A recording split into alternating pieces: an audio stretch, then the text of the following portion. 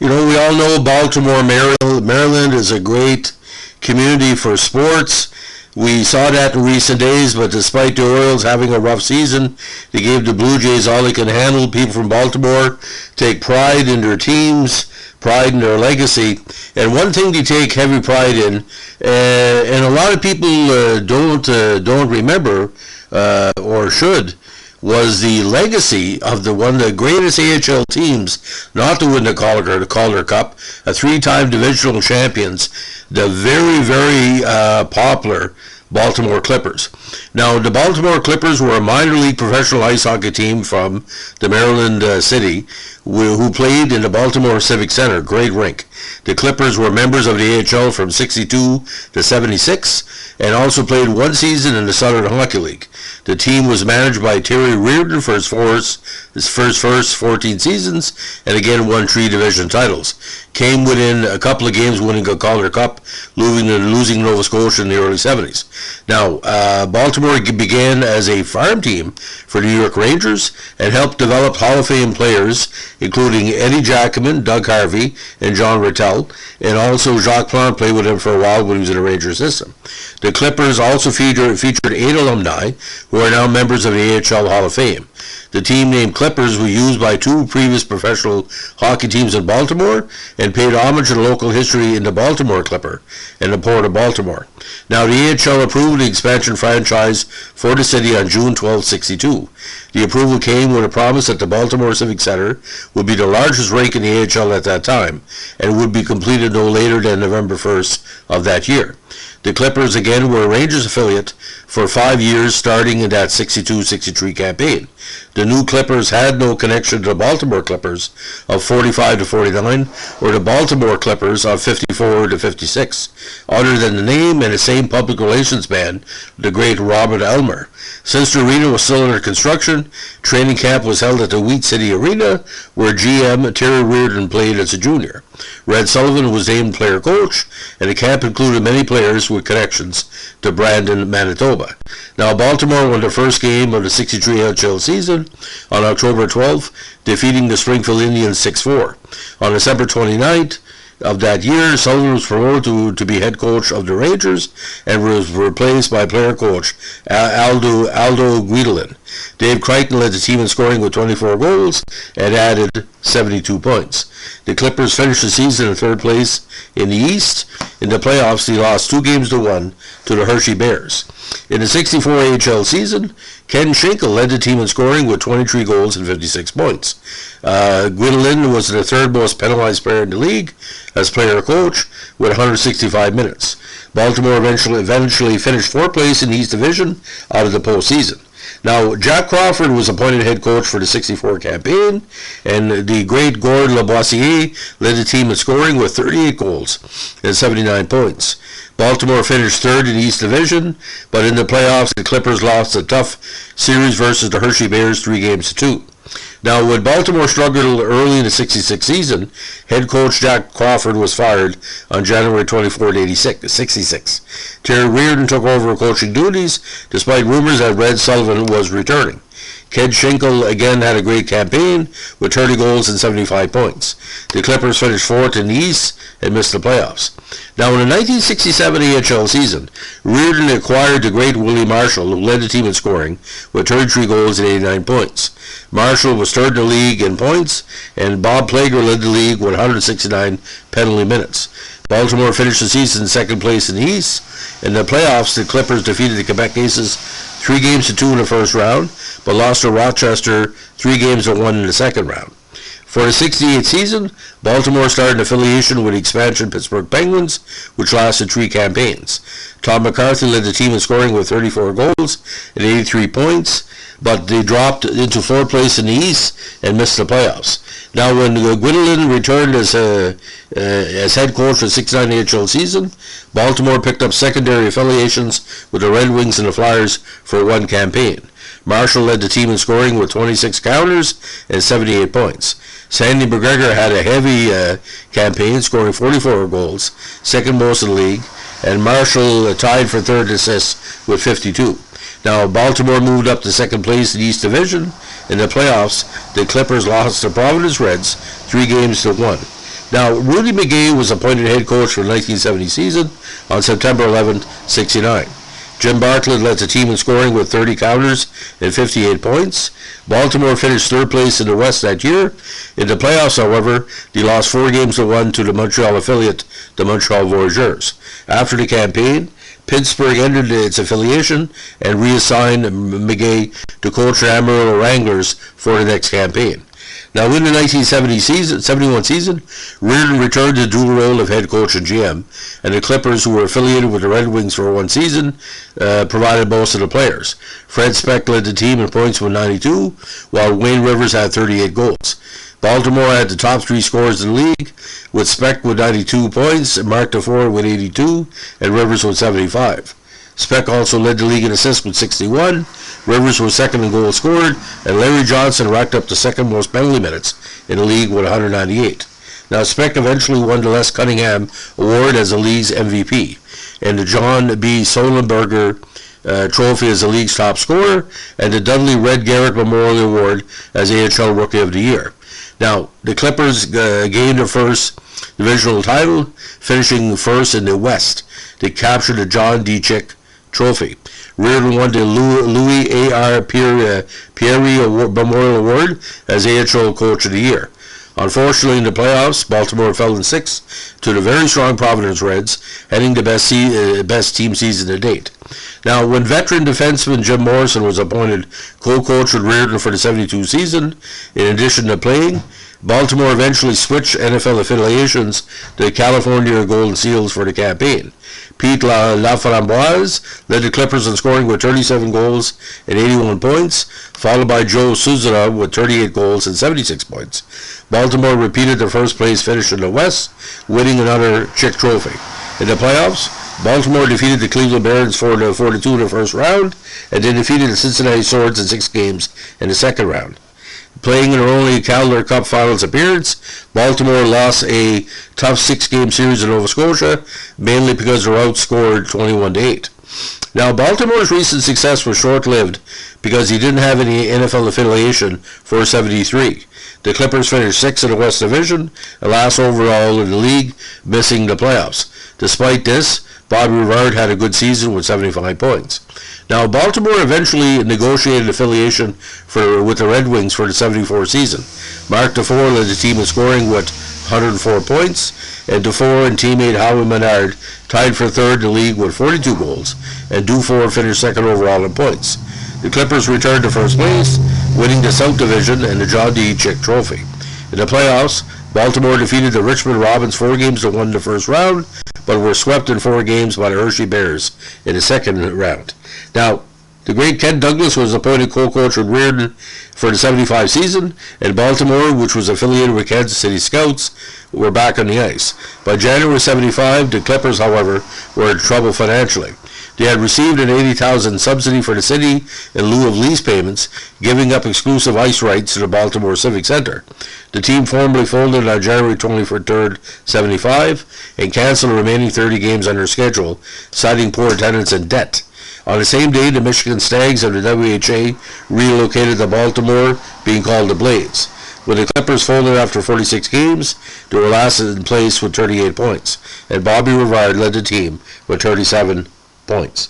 Now, when the Blades did not return for a second season, Reardon led the drive to resurrect the Clippers. On August 15, 75, the AHL granted a provisional franchise to revive the Clippers for the 76th season, as long as the lease could be secured at the Civic Center. The Clippers were readmitted to the league on August 26, 75, when team ownership posted a $50,000 performance bond with the league, and 1,700 season tickets had been sold. Baltimore affiliated with the Washington Capitals in the NHL, and the Whalers in the WHA for one season. Fred Speck returned to the Clippers and led the team with 75 points. Don Grierson was fourth in goals scored in the league with 37, and Speck was third in assists with 52. Despite their efforts, the Clippers placed fourth in the South and last overall in the league. Now, in August 12, 76, team owners announced that the Clippers were transferring to the SHL, or Southern Hockey League, due to the higher cost of operating the AHL, compared to being geographically closer to teams in the SHL and saving money on travel. The team had lost $250,000 the previous campaign, and were also unsuccessful in negotiating an NHL affiliation to help with costs. Reardon was eventually relieved of his GM duties and reassigned to under business management, then later released as a cost-saving measure. Larry Wilson was named a new head coach and GM on August 31st. Now the Clippers were affiliated with the Oilers of the WHA for the 77 campaign. On January 18, however, Wilson was appointed interim head coach of the Red Wings, and Baltimore named Don Garson as player coach GM. The Southern Hockey League soon ceased operations when 4 of his teams folded due to financial reasons, and the final game was played on January 31st, 77. At the time, Ryerson led the team and tied for league leading goals with 30, was leading the association with 45 assists, as well as league high 75 points. Now Baltimore had accumulated the fourth most points during the season when the league stopped playing. In January 78, the team's remaining possessions were auctioned off to pay outstanding debt claims. Now again, affiliations: the Rangers 62 to 67, Penguins 67 to 70, Red Wings 68 to 71 and 73, 74, the Flyers in 69, California in 71, 72, the Scouts in 74, 75, Washington and New England in 75, 76, and Edmonton in 76, 77. Now, talking about history, Fred Speck had possibly the best season for a Clippers player in 71, again winning those 3 league awards. Now 8 players from the Clippers are in the AHL Hall of Fame, and 4 have been inducted in the Hockey Hall of Fame. Of course, the Hockey Hall of Fame members: Jackman, Harvey, Plant, and Rattel. AHL Hall of Famers: Jim Bartlett, Billy D., Ralph Keller, the great Willie Marshall, Jim Morrison, Marcel Pal, Harry Epitome, and Noah Price. Now, Terry Reardon was a GM for Baltimore for 14 seasons and coached the Clippers for 9, winning the Louis A.R. Paddy Memorial Award in 71 as Coach of the Year. In total, 9 men were head coaches of the Clippers or co-coaches. Again, Red Sullivan, Aldo Guidolin, Jack Crawford, Terry Reardon, Rudy McGay, Jim Morrison, Kent Douglas, Larry Wilson, and Don Garson. Now, because the attendance in Baltimore was one of their draws, they were a little bit above or near the league average for years. Now, Baltimore initially received above average fan support compared to other teams in the league. Now, the city failed in its attempts for a major league franchise in the 67 NHL expansion or the subsequent NHL expansion era. When attendance began to drop in the early 1970s, and the team faced competition with both the Washington Capitals and the WHA in the 74-75 season. So with the Capitals coming in, it was pretty rough because they weren't hitting attendance. Now, first season average attendance for Baltimore 4,700, second 5,200, 65 49. 66, 3,900, 67, 4,600, 68, 4,900, 1969, 4,300, 1970, a big jump, 6,000 fans a game, 71, 5,200, 72 to 76, no more than 3,300. So success followed them, fans followed them, and when he started to lose, they were well below the average attendance. Now, for a lot of people, again, the best campaign was 1972, with despite a mediocre 34-31-11 record in the regular season, they met Cleveland and Cincinnati and had a tough series in Nova Scotia for the Calder Cup.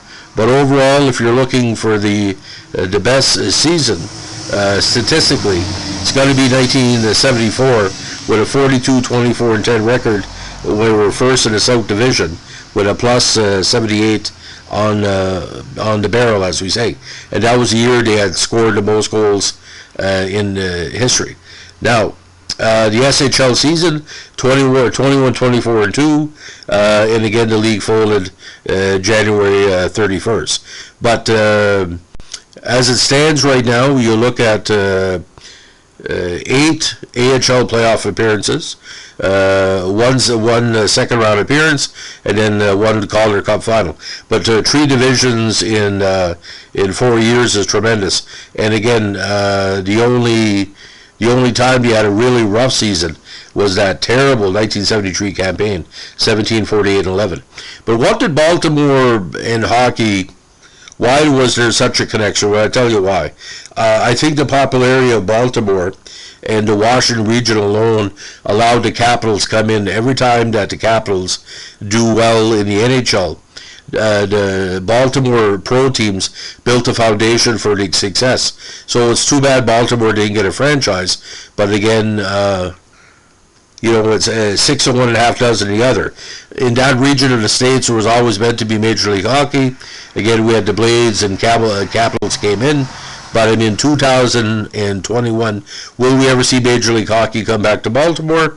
It's hard to tell, because we all know what happened with the Colts in the NFL. That really put the sting. The CFL helped to reestablish, pro football at the Major League level in Baltimore. And thank God with the Ravens are doing well with the transfer since the Cleveland Browns era. But ladies and gentlemen, the glory years of the AHL in the 60s and 70s, Baltimore laid that foundation. And you got to understand, you were never playing a full 80-game season. So you got in to the Baltimore rink. It was rocking, ladies and gentlemen. I've seen videotape. I've heard audio tape how strong Baltimore was in the fan base back then. The booster clubs, the alumni doing a lot of outreach for charity. And I make fun of the Orioles as a Blue Jay fan, but we were growing up in the 1970s. Baltimore were just rocking for sports.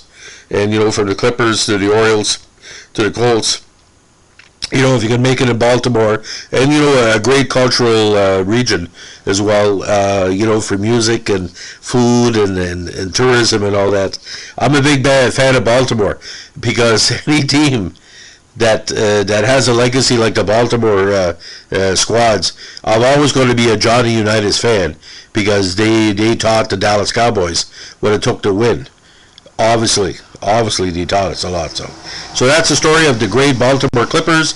If you like what we're doing here, give us a like, comment, or subscribe. If you're a Baltimore Clipper fan, tell us some stories about what it was like to see the games. I can imagine. I feel kind of sad I never covered the Clippers in person, but at the time I was only 4 years of age, where at the height of their powers. But I did cover Baltimore in my early AHL coverage of what they call the alumni, because there were still some Baltimore players that were still coaches in the AHL and in the NHL systems. So I have a great affection for the Clippers, and tremendous logo. Kind of much better than the Islanders, fish logo, as we say. So thanks for listening. If you like what we're doing here, give us a like, comment, and subscribe. And don't forget the playoff race. We got 5 teams in the hunt for the 6 teams in the hunt for the wild card. It's been an amazing time for baseball this year, and Baltimore is involved. Thanks for listening. Bye.